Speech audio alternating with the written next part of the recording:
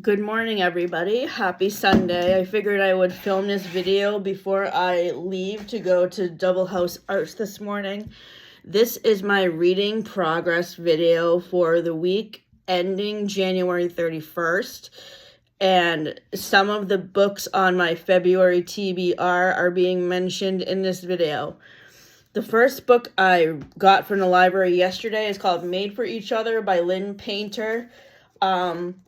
I have read a lot of Lynn Painter's books, including Better Than the Movies, Nothing Like the Movies, and Happily Never After. This book is about Abby, who is a professional cleaner who falls in love with her boss, who is named Declan Powell. And so far, I'm really liking it. I just started it last night, and I'm on chapter 8. Upon further consideration. The next book that I'm reading from the library is called It's Different This Time by Josh Richard. This was a new release from last October. It's set in New York, and it's a second chance romance about two people named June and Adam. June moves back to New York from Los Angeles after her TV show gets canceled to try to find a job in a Broadway show. And she reconnects with an old college classmate named Adam. I just started this last night, and I am on chapter 7, page 72. The next book I'm reading is Long Bright River by Liz Moore. This is a thriller that's set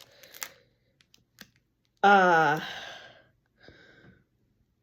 Philadelphia. In a Philadelphia neighborhood rocked by the opioid crisis, two inseparable sisters find themselves at odds. One, Casey, lives on the streets in the vice of addiction. The other, Mickey, walks those same blocks on her police beat. They don't speak anymore, and the police department has no idea of their connection. But Mickey never stopped worrying about her sibling. Then Casey disappears suddenly at the same time of a mysterious string of murders begins in Mickey's district, and Mickey panics over her sister's safety. Risking her job and maybe even the welfare of her 4-year-old son, Mickey becomes dangerously obsessed with finding the culprit and her sister before it's too late. Alternating the present-day mystery with the story of the sisters' childhood and adolescence, Liz Moore creates a work that is at least heart-pounding and heart-wrenching. Long Bright River combines a bright vest of crime fiction with the emotional intimacy of an unforgettable family drama, a moving, suspenseful story of sisters, addiction, and the formidable ties that persist between family and fate. Liz Moore also wrote The God of the Woods, which I did not like. I just could not get into that. I thought the pacing was too slow. I started this book on January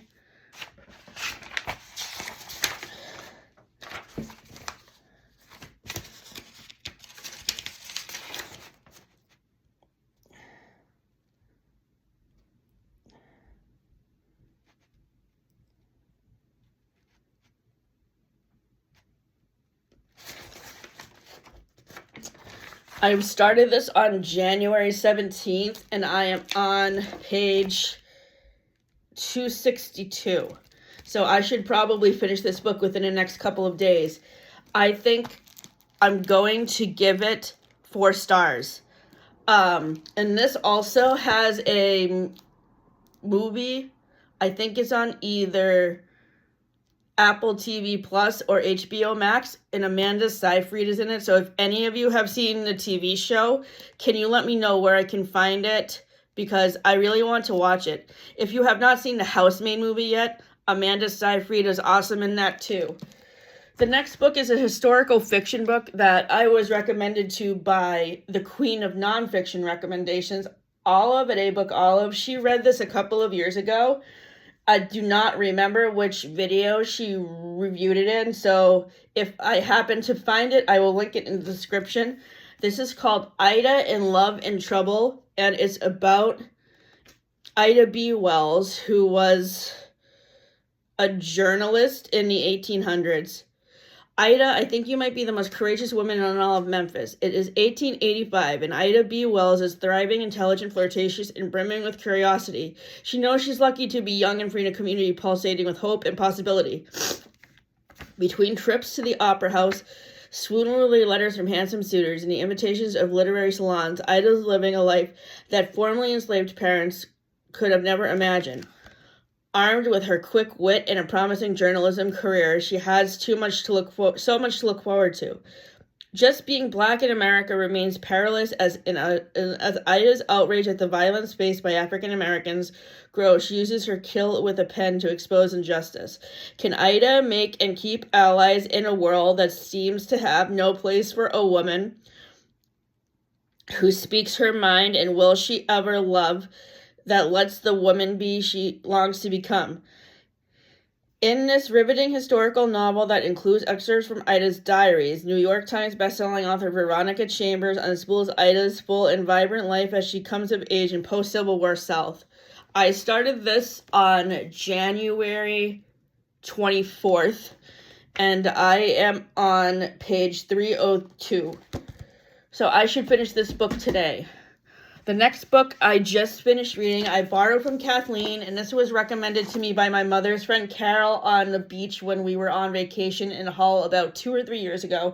It's called The Guernsey Literary Potato Peel Pie Society. January 1946, London is emerging from the shadow of a Second World War, and writer Juliet Ashton is looking for her next book subject. Who could imagine that she would find it in a letter form, a man she never met, a native of Guernsey, the British island once occupied by the Nazis. He'd come across her name on the flyleaf of a second-hand volume by Charles Lamb. Perhaps she could tell him where he might find more books by this author. As Juliet and her new correspondent exchange letters, she is drawn into the world of this man and his friends, all members of the Guernsey Literary Potato Peel Pie Society, a unique book club framed in a unique spur-of-the-moment way, as an alibi to protect its members from arrest of the Germans. Juliet begins a remarkable correspondence with the Society's charming, deeply human members, from pig farmers to phrenologists, literature lovers, all. Through their letters, she learns about their island, their taste in books, and the powerful transformation impact the recent German occupation has had on their lives. Captivated by their stories, she sets from Guernsey, and what she finds there will change her forever. Written with warmth and humor as a series of letters, the Guernsey Literary and Potato Peel Pie Society is a celebration of written word in all its guises and of finding connection in the most surprising ways. So this is the third book I have read in this kind of format. The first book that I read in this kind of format, which is all in letters, was 84 Charing Cross Road, which was another book that Olive recommended to me, and it's a fiction book about a writer that is looking for some very specific books, and she corresponds with a bookstore owner in London. I gave that book 5 stars. The second book that I read in this similar format was a recent read. It was a book I got for Christmas called The Correspondent by Virginia Evans, which I have loaned out to my sister, so I do not have it with me right now. This book is the story of this woman named Sybil, who basically is letters back and forth with her family and her friends. And the thing that I like best about these books is it's an interesting way and a more intimate way to get closer to the characters than in other fiction books that you may read. So with this book, I felt the character I was most easily able to connect to was Juliet, who is the person who is writing the journalism article about the people who live on this island, because this entertainment blog started off as a way for me to share my Milford Cabinet articles when I was having a freelance job there in 2008.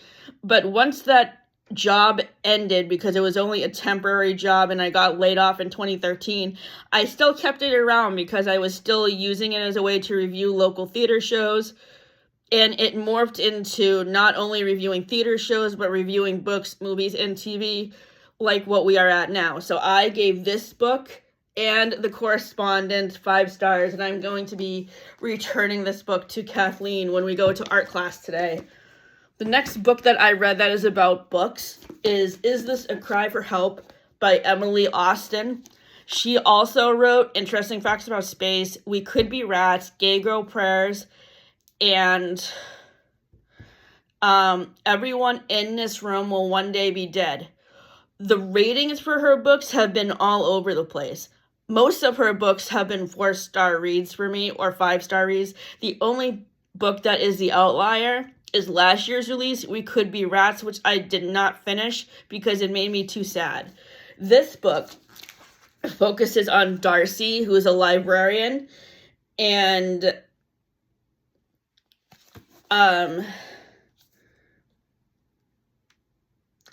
she lives with her wife Joy, who runs a book binding service. And this book is easy to connect to because it links to the current political landscape with how there's discussions about book bans and how important it is to support your local library. This book gets 5 stars. I have also read Everyone in This Room Will Someday Be Dead for the Friends and Gilmore Girls TBR, and that book got 4.5 stars. The next book about books that I'm reading is a book I borrowed from my mom. She got it for Christmas, and it's called How to Read a Book by Monica Wood. The other book that I have read by this author is called The 1 in a Million Boy, which I read in 2022. This is about a bookstore, and Violet Powell is a 22-year-old from the rural Abbott Falls, Maine, is being released from prison after serving 22 months for a drunk driving crash that killed a local teacher. Harriet Larson is a retired English teacher who runs the prison book club, is facing the unsettling prospect of an empty nest. Frank Daigle, a retired machinist, hasn't yet come to grips with the complications of his marriage to the woman Violet killed. When the three encounter each other one morning in a bookstore in Portland, Violet to buy the novel she was reading in the prison book club before her release, Harriet to choose the next title for the Women Who Remain, and Frank to dispatch his duties as the store's handyman, their lives drastically change course, and the three connect in surprising, transformative ways. How to Read a Book is an unsparingly honest and profoundly hopeful story about letting go of guilt, seizing second chances, and the power of books to change our lives. With the heart, wit, and grace and depth of understanding, that has characterized her work, Monica Wood illuminates the decisions that define a life and the kindness that makes life worth living. I am on chapter 8 at the moment, page 55. And my mom and sister did not really like this book. Gabby Rees reviewed it on her channel in her bookstore blog that she posted in November, and she didn't give it good reviews either. So I'm going to see what I think of it, and I will be reviewing this in my February wrap-up at the end of the month. The next book that I'm reading is Florida by Lauren Groff. I also recently finished Face and Furies by her for the Friends and Gilmore Girls TBR because that book was on a reading list I found on Instagram that describes Rory's boyfriend Logan, and I can see how it would describe their relationship because so far right now I'm in season 4 of Gilmore Girls. Rory hasn't met Logan yet, as far as I can remember. I don't think they meet until the end of season 4, so I'm really excited to see what their relationship is like, because I think I like him the best out of all of the guys that Rory has dates. When Kathleen and I wrap up the podcast at the end of the year, we are going to be tier ranking Rory's relationships at the current point we will be at in a series, which by December will be the midpoint of season 4. So this book is a short story collection about Florida, and I picked it up at the bookstore because I actually picked it up at the bookstore in 2024, I think. And that was before I had read anything by Lauren Groff. The first book that I have read by this author was actually last year. I read The Monsters of Templeton, which I borrowed from my mother-in-law, Sally, in the fall of last year and really enjoyed. I gave that book 4 stars, and I gave Fates and Furies 4.5 stars. And I started this book on January 24th, and I am on page 154. The next 2 books I'm reading on a subset TBR for Manhattan to Stars Hollow TBR for Jennifer Aniston's birthday, because I found these 2 books on a reading list on Instagram that describe Rachel. The first book is Love on the Brain by Ali Hazelwood. In this book, we follow Bea and Levi, and they work for NASA.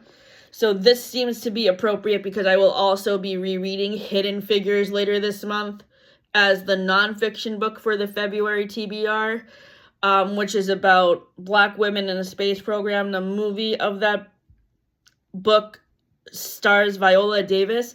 The last time I read this book was in 2023, so it has been 3 years since I last read it, which is a good gap of time. I would say this is my second favorite book by Ali Hazelwood after not the Love Hypothesis. That would probably be my least favorite book by her. My favorite book by Ali Hazelwood is Love Theoretically, followed by this one, followed by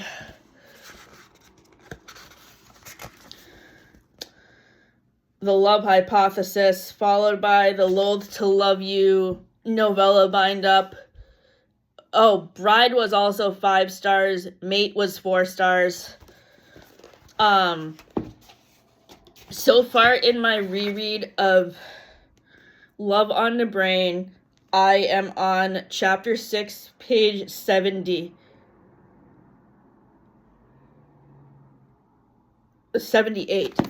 I will reread the full synopsis. Like an avenging purple-haired Jedi bringing balance to the mansplained universe, B.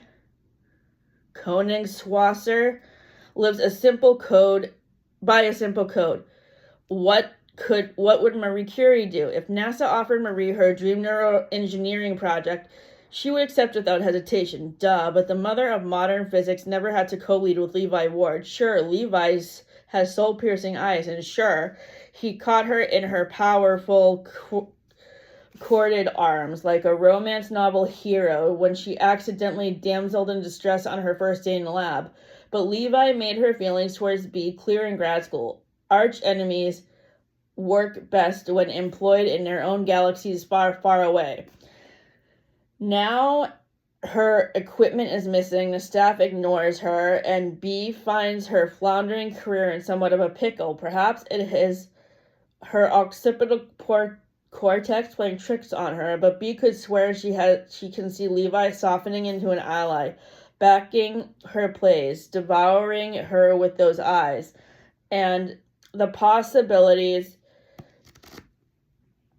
have all her neurons firing. But when it comes time to actually make a move and put her heart on the line, there's only one question that matters. What will Bea Koenigswasser do? So I guess Ali Hazelwood used to write a lot of Star Wars fan fiction on Archive of Our Own before she started to write romance books, and you can kind of tell that she used to write fan fiction for Star Wars in her books because, first of all, I think The Love Hypothesis is supposed to be a Kylo Ren fan fiction. That's the rumor that I've heard anyway. As somebody who has never seen anything from Star Wars, I'm really surprised that I was into these romance books when I first started to read them, because I know nothing about Star Wars. Another Kylo Ren fan fiction that I read is called You Again by Kate Goldbeck, which I gave 3 stars to. That's kind of a When Harry Met Sally retelling. The next book that I am rereading in honor of Jennifer Aniston's birthday is The 7 Husbands of Evelyn Hugo by Taylor Jenkins Reid. This is my 4th reread of this book. I first read it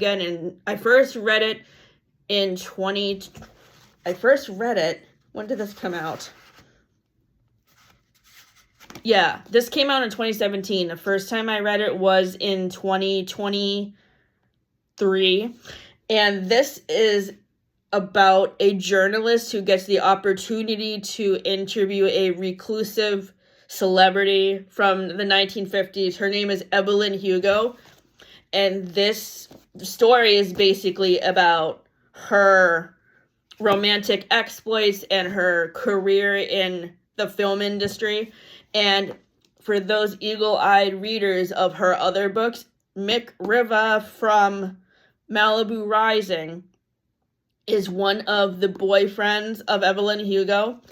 But I would probably say, out of all of the guys that she dates in this book, my favorite guys are Max Adler and what's the other one's name?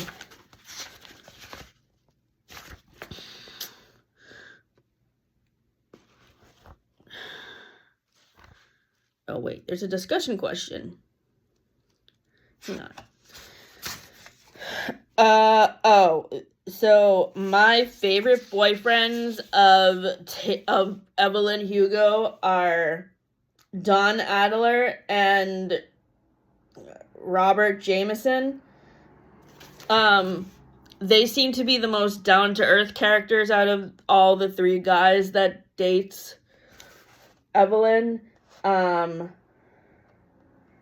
Currently in my reread of The 7 Husbands of Evelyn Hugo, I am on chapter 20, page 126.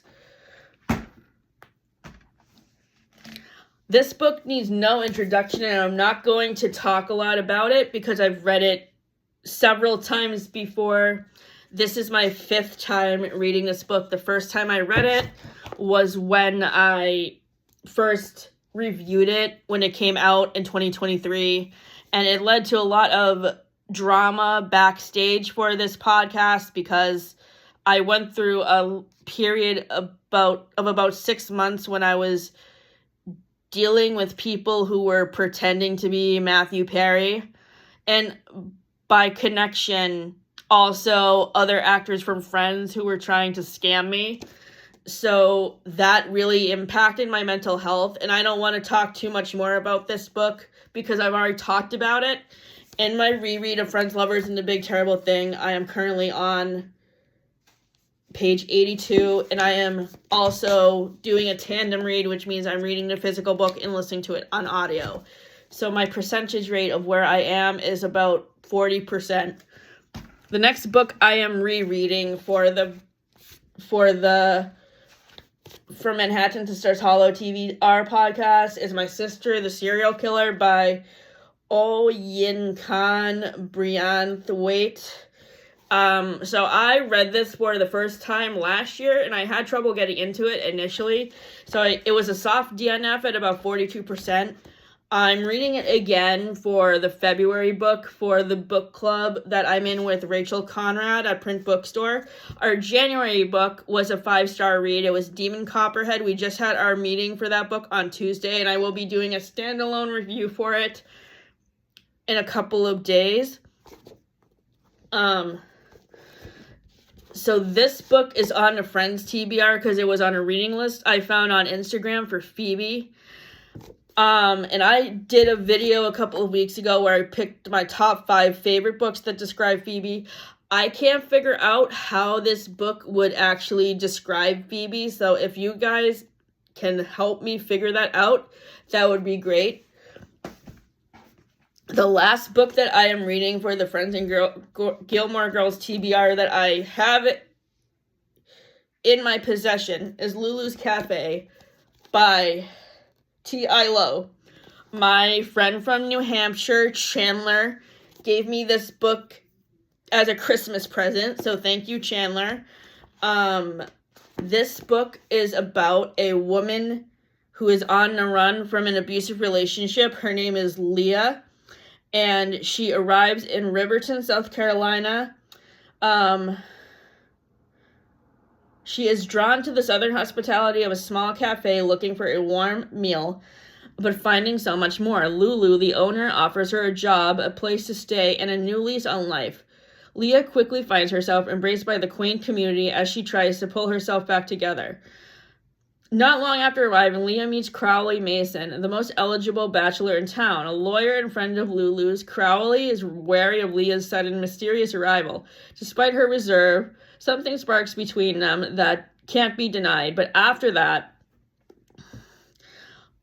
all she's been through, can Leah allow herself to truly love and be loved, especially with her first urge to run?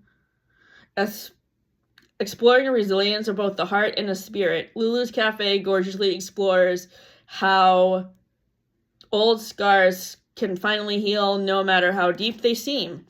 So this is my first book by this author. I'm really enjoying their writing style. Her writing style. So basically this town is very similar to Stars Hollow, except for the fact that it's set in South Carolina instead of Connecticut. And I can feel vibes from what I've read so far. I am currently on chapter 13, page 109, that Leah and Crowley are going to be very similar to Lorelai and Luke in dynamics. Lulu's Cafe is very similar to Luke's Diner. So yeah, I'm really enjoying this book so far. 2 books on my TBR that I am waiting for to come in the mail because I ordered them from the romance bookstore around the corner are In Your Dreams by Sarah Adams and Just for the Cameras by Megan Quinn. I should be getting that package later this week. So those books will be in next week's reading progress video because by then I will have started them and I can give you my first thoughts on them.